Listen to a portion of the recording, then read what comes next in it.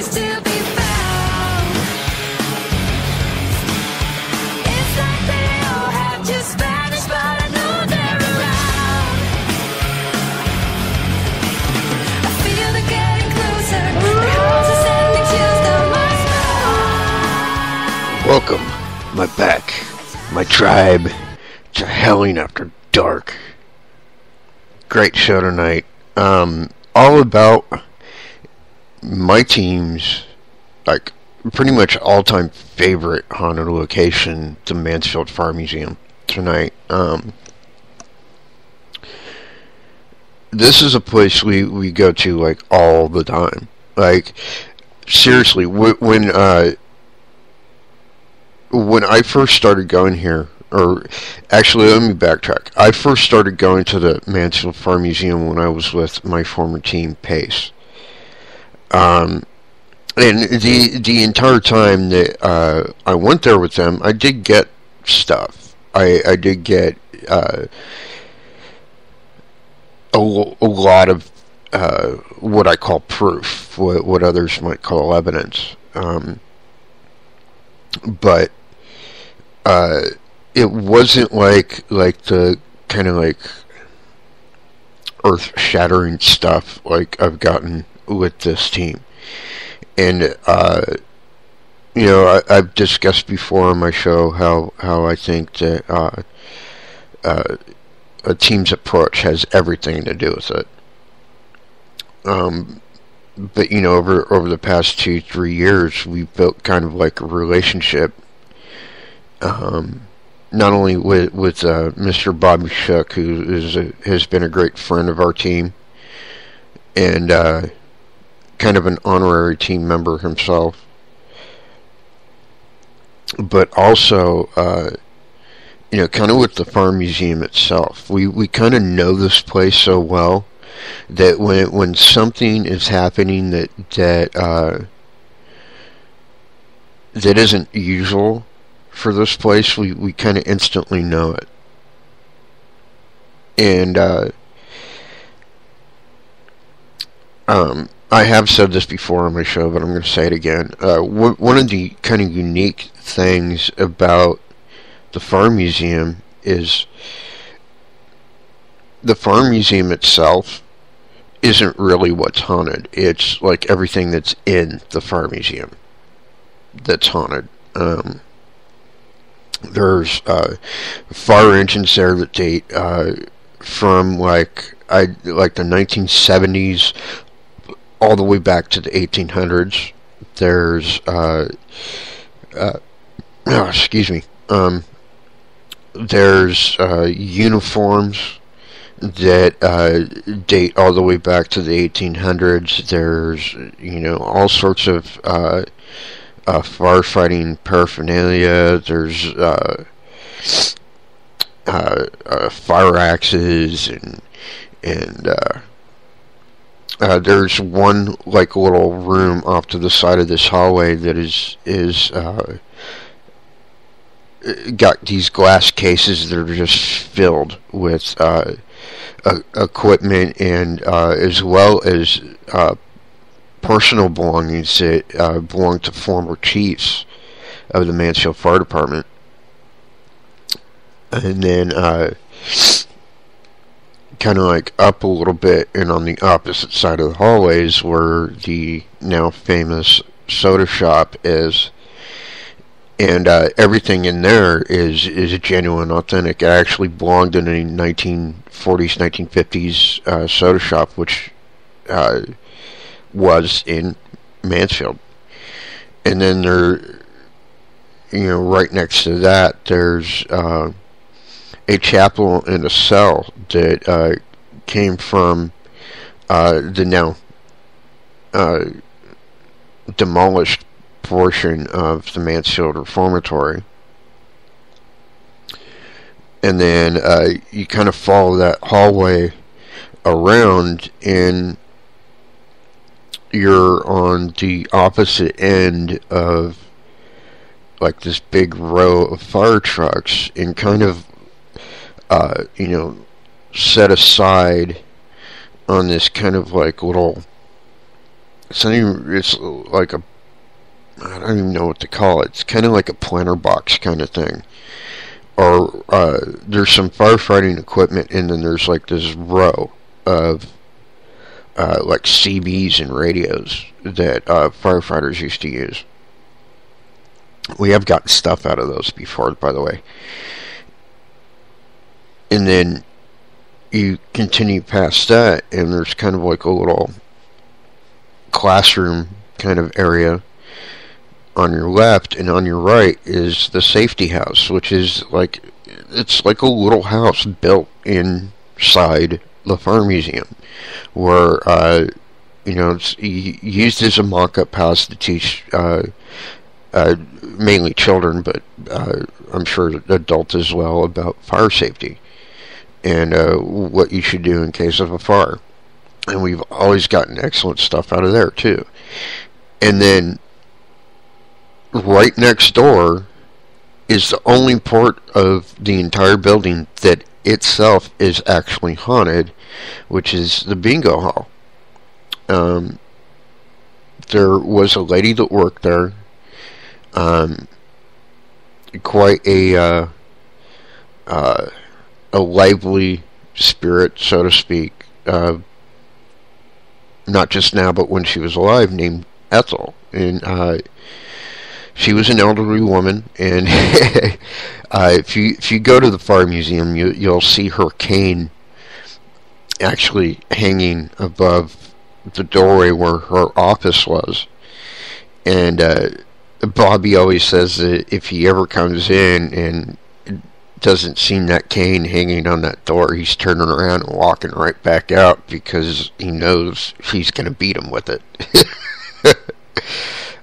So yeah, a very lively character. And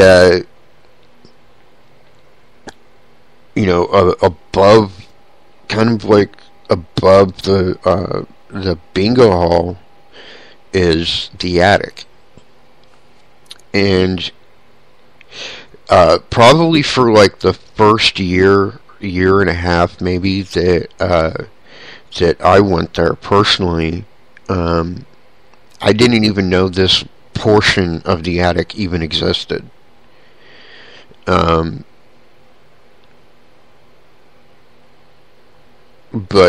Bobby told me about it one night. I'm like, wow, I didn't even know that. And we went up there, and we've set up laser grids up there, which you'll actually see if you've seen our videos. And we've got some amazing stuff.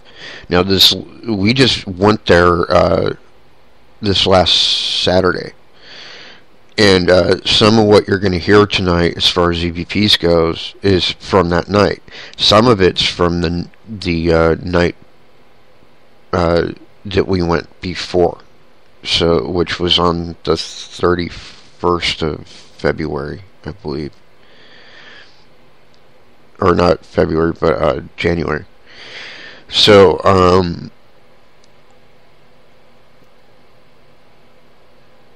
yeah, you're going to hear some stuff. Probably some stuff I haven't played before. Maybe some stuff that I have. We'll see how things go and how much time we've got and all that fun stuff. And I want to say hello to everybody in chat. Always glad to see you guys. Welcome.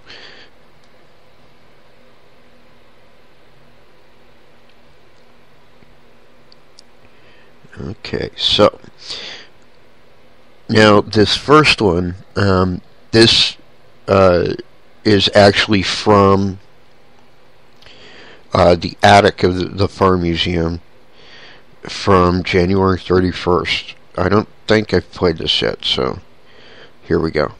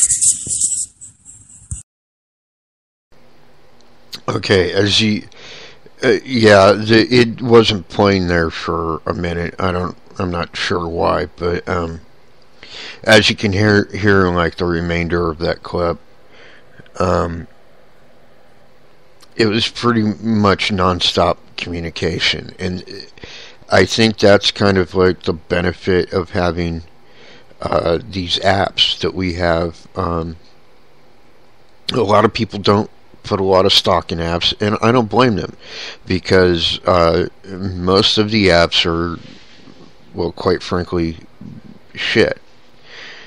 But there is one guy that invented apps, that puts out apps that I trust explicitly. His name's Danny. He owns a company called Big Beard Audio. He actually made the Spirit Box, the SV1, as well as the GV1, the Ghost Box, and the Echo Box. And the reason I trust him more than a lot of these other jokers out there that are putting out these faux apps is he's an avid ghost hunter himself. He would not put something together that is crap, because he's got to use it. So there you have it. So a lot of what you're going to hear tonight is actually off of these apps, and there's more continuous conversation. Now the downside to that is, because a lot of the time they're talking so fast, a lot of the time we can't pick up what they're saying. We just know that they're saying something. So probably like every 8 words or so, we'll actually hear something we can understand. And, it's kind of to be expected. There's always going to be a drawback with, pretty much any app or device that you use in the paranormal.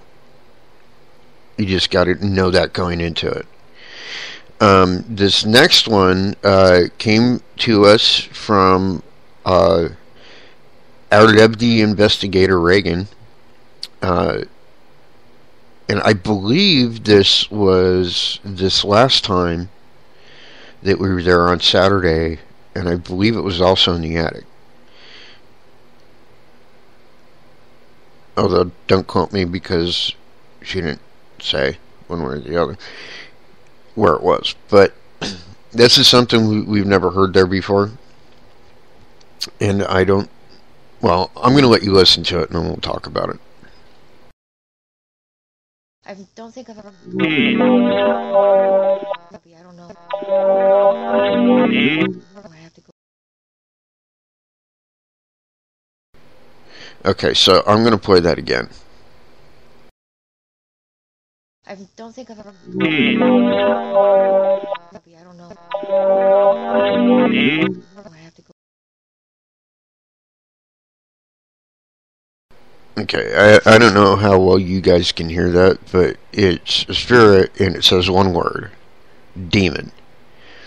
Now, let me be clear. In the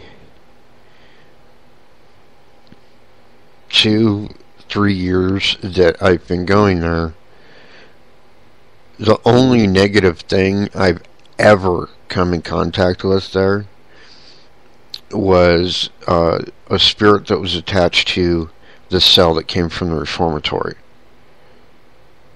One of two spirits, actually. One of them was nice, one of them not so much. But that guy I got rid of. And so that's like really it.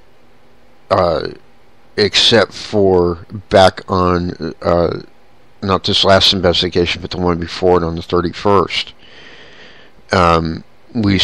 We've started to hear a name quite a bit, Haas, and usually what they'll say is Haas did it.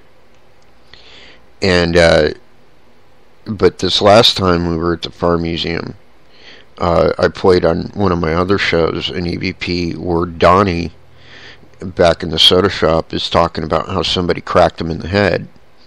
Well, we now think that it was Haas that did it. So, we're not entirely certain what he or who he is. Until recently, we'd never heard his name before. So, it is possible that he is a negative spirit in the place. Yes, it does say demon, and it was from this past Saturday. Becky was asking me in chat, so. Yeah, so it definitely says demon. Okay, this next one is actually from the soda shop on the 31st, and I do believe this is the one where he talks about getting cracked in the head.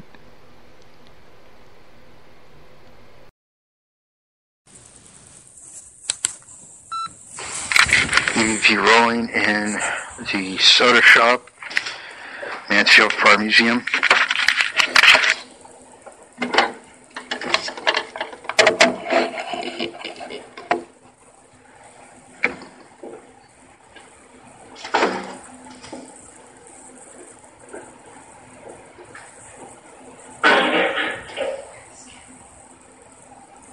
John, are you here? I'll take that as a yes. Nice to talk to you again.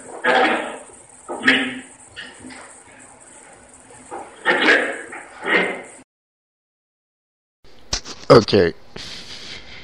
I'm going to point something out, and I'm going to play this from the beginning again. We did not hear this at the time, and you can tell as you don't hear us react to it. But right at the beginning, I say, Donnie, are you here? And he goes, yeah. And then he says two things that we didn't hear at the time. Nobody reacted to it. And what I hear now, listening to it again, is he goes, help me, protect me. So let's listen to this again.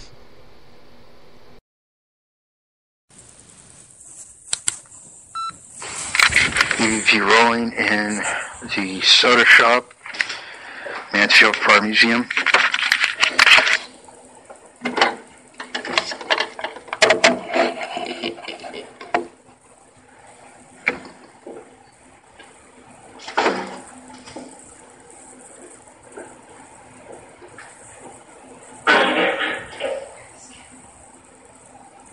John, are you here?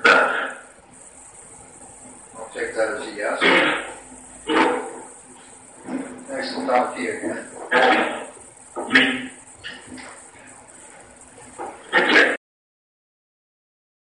Yeah, right there he goes, help me, protect me. I think he wasn't doing so hot at that particular moment. But anyways, continuing on.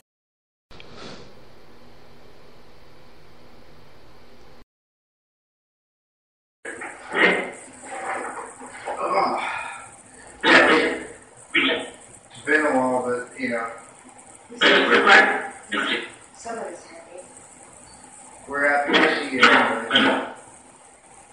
Yeah, we'll always eventually you know that, right? Yeah, I'll take that as a yes.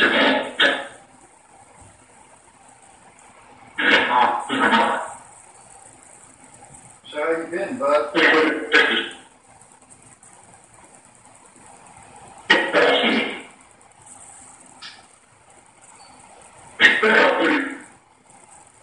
Hey, Johnny, can you tell me where you're at right now? Are you in your corner?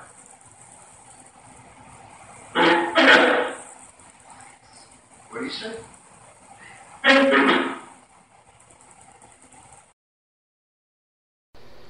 Okay, once again, I'm hearing stuff that I didn't hear, like, the first couple of times I've listened to this. When I ask him, hey, Donnie, where are you right now? Are you in your corner?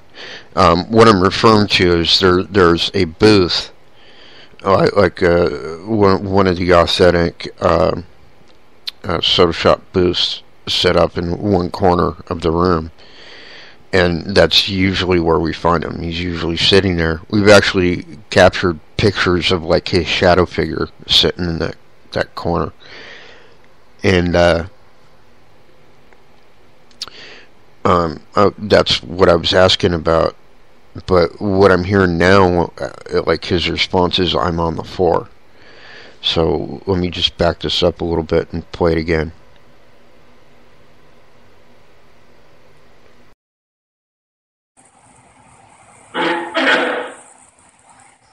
What do you say?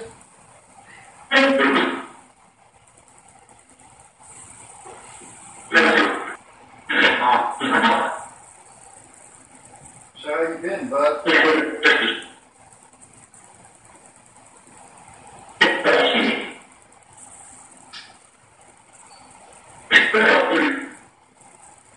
Hey, Johnny, can you tell me where you're at right now? Are you in your corner?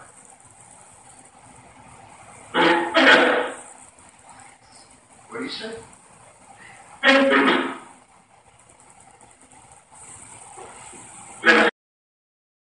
Yeah, what I hear right there is he goes on the ground, which, it's kind of heartbreaking to me that, like, anyone would ever mistreat Donnie. If it's, well, let me just put it like this: if it's a ghost hunt that we're hosting, and I catch anybody even provoking Donnie, I'll go off like a stick of dynamite. Because this guy is so sweet and so cool, nobody should ever mistreat him, ever. So I definitely took this attack on him personally, which I think you're going to hear.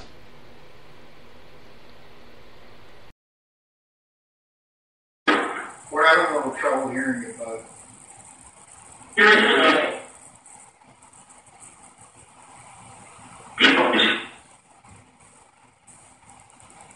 You lost it? Is that what you said?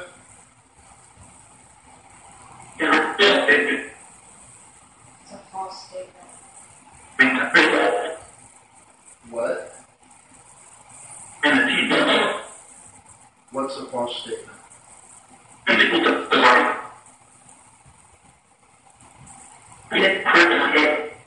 He cracks my head.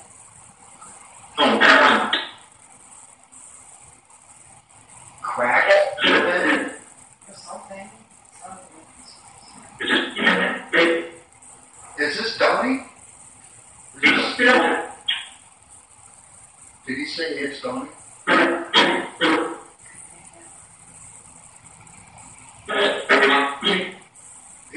Donnie we're talking to, can you please turn the flashlight on?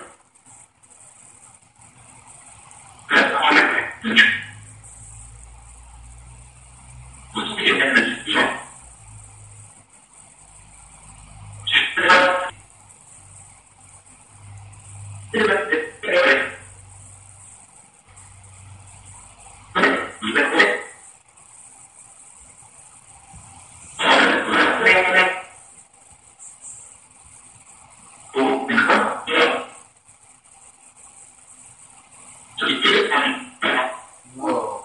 Who's here?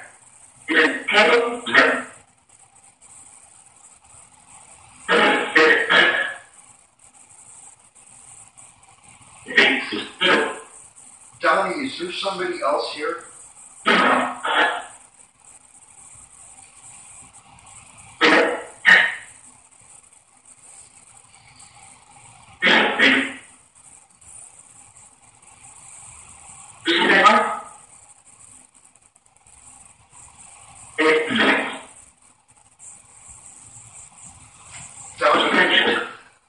Donnie, did somebody crack you in the head?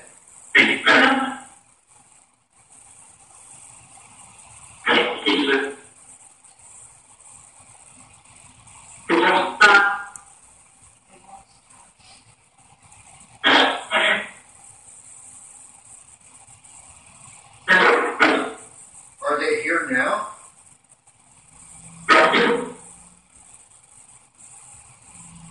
Did he just remind you?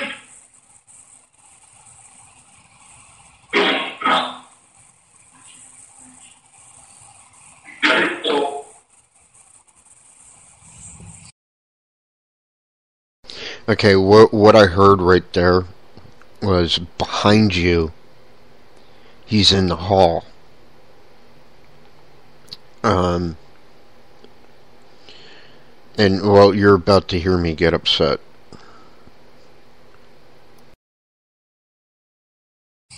They're behind me on the other side of the wall.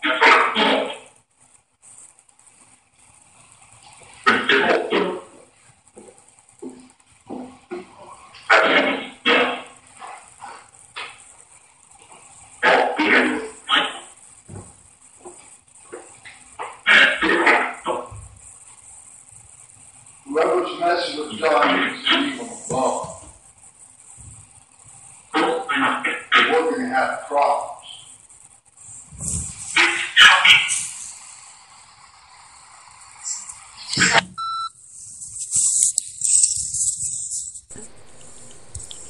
Okay, so I'm still really kind of pissed off about that.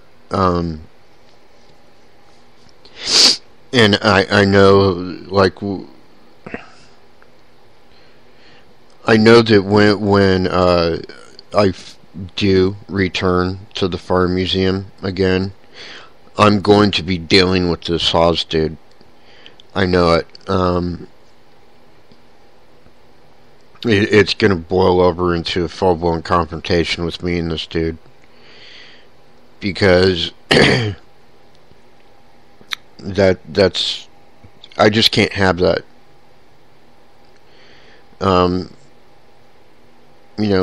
Because the one thing that we've enjoyed for like 2-3 years now as a team is the fact that this is a place we can go and all the spirits are friendly and they're very willing to communicate. And that's going to be very, very much less so with some asshole running around cracking people in the head.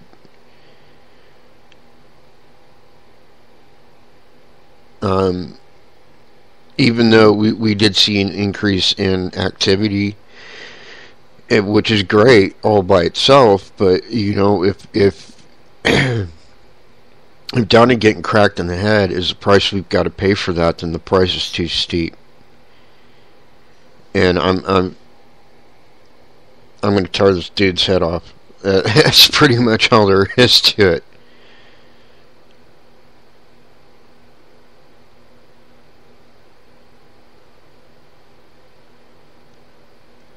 Yeah, Becca says that she thought she heard him say, "Can't breathe" and "help me." Well, he says, "help me" quite a few times throughout the whole thing. I didn't hear anything like "can't talk."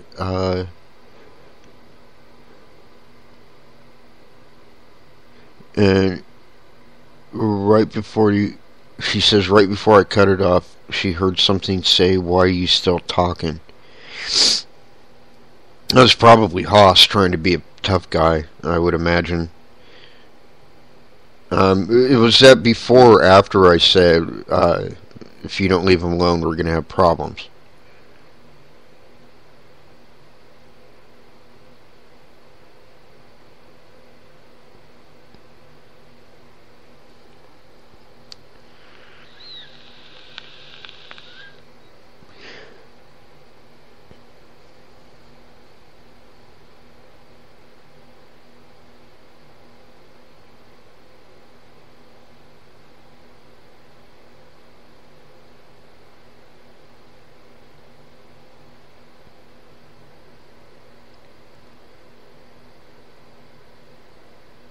Okay. Well, anyways, so I'll go ahead and play that again. And EVP rolling in the.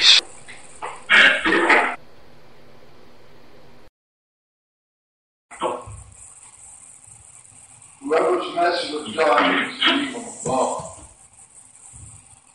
We're going to have problems.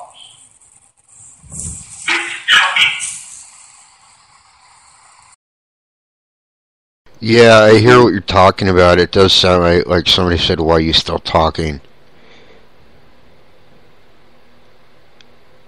So,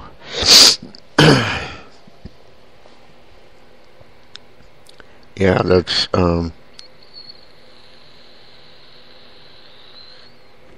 good ears there, because I didn't catch that part until you said it. So, bravo, Becky.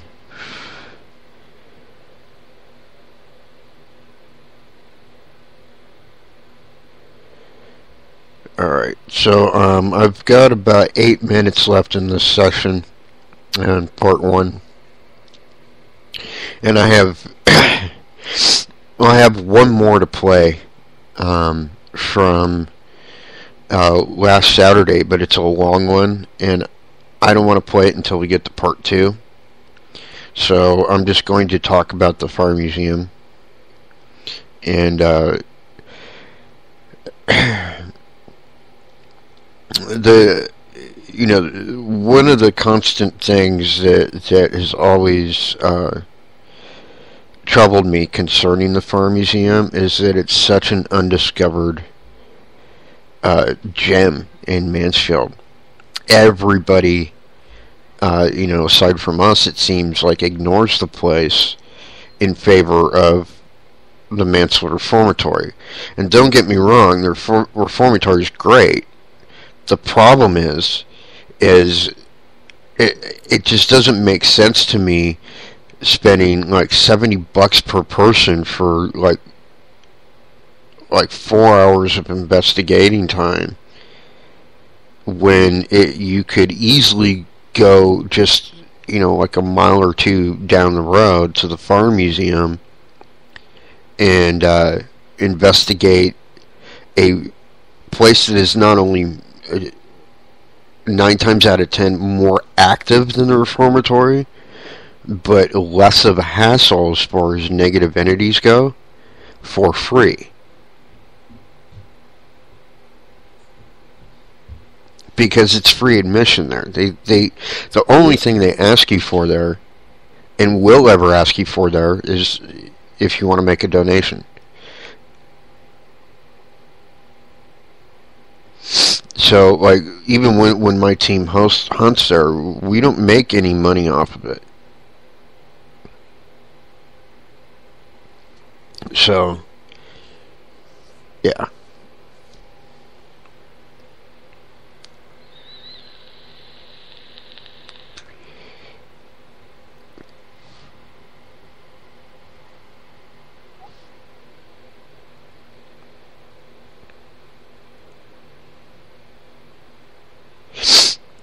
So yeah, that's always troubled me. And it's not like it's not being advertised. I tell people all the time. I've told them on the show.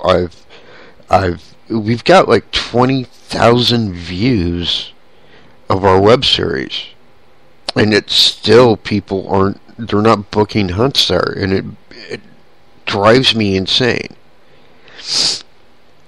Now there are a few good teams out there that evidently have a clue.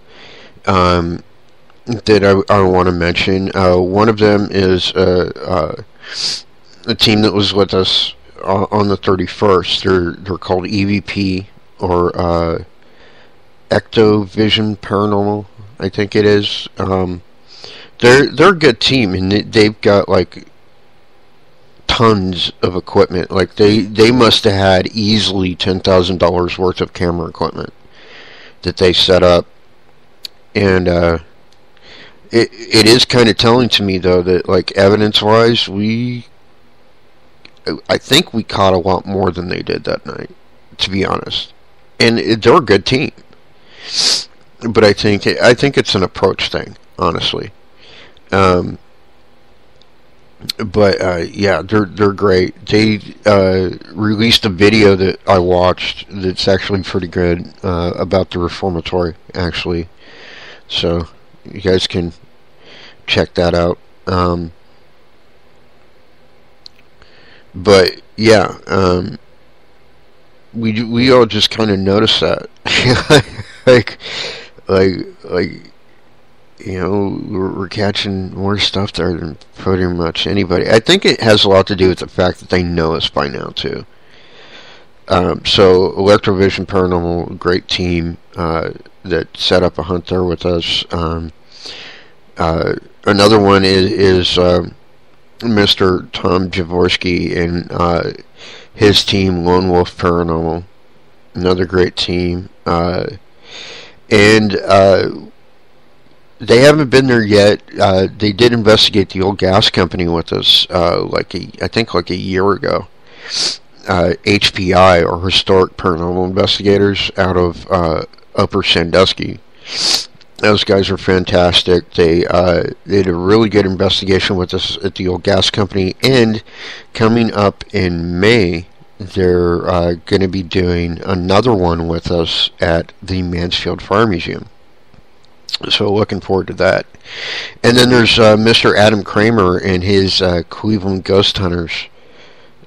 Awesome guys, awesome, and very open to new ideas, very open to different approaches and stuff, and that really impressed me.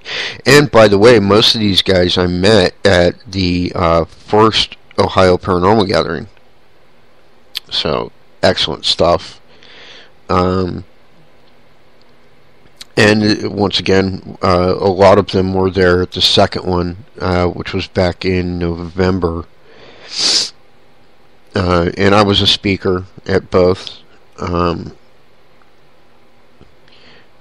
think a lot of people missed out because I was like the last speaker of the night, and by then like over half the people that were there left, which kind of sucked. But my presentation was pretty dang good, I have to say.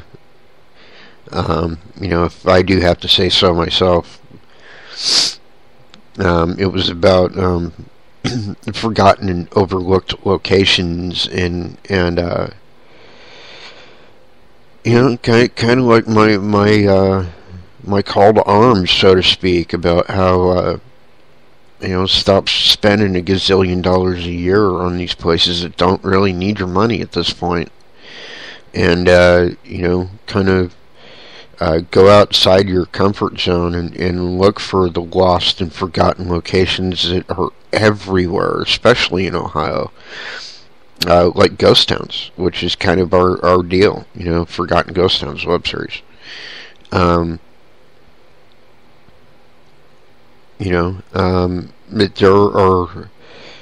are 250 registered ghost towns just in California, for example. They're everywhere. And they're everywhere here too. Like there's ghost towns that, well, most of the ones here are no longer standing because Ohio is not great at preserving that particular form of history. But you can find the sites. A lot of them are, you'll see like cellar holds or maybe some like pieces of timber frame or something sticking out of the ground. But there's definitely activity there, guaranteed. And that's kind of one of the things that draws us to places like the Farm Museum, because it's overlooked. It is completely overlooked, and we love it. You know, it's the Farm Museum at this point is kind of like our home away from home. Alright, well, I've only got about 10 seconds left, so stay tuned, folks, for part 2